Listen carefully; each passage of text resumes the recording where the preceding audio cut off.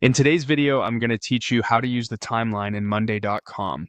By the end, you'll know how to add a timeline column to a board and set start and end dates so your team can clearly see when work begins and ends. Start from your Monday.com home screen. From here, look over to the left-hand sidebar and open Workspaces. Workspaces act like folders for your teams and projects, so choose the workspace that holds the project you're working on.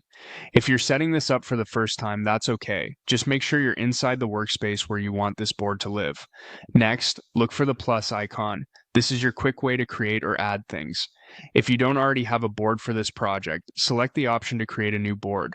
If a board already exists, simply open it so we can add the timeline column to it. The timeline works on any standard board, so you can use it with existing items and groups. Inside your board, head to the far right of your columns and click the plus sign to add a new column. A panel will appear with different column types.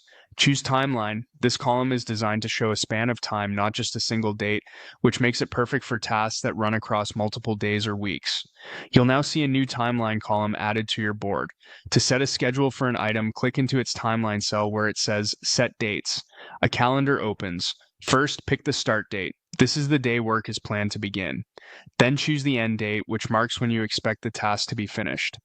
Monday.com will create a bar that stretches from the start to the end, giving you an immediate visual of duration and helping you spot overlaps across your board. If you make a mistake, just click the cell again to adjust the dates.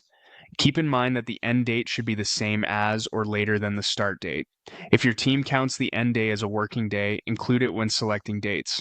If not, you can set the end date to the day before handoff. Use whatever convention your team follows consistently.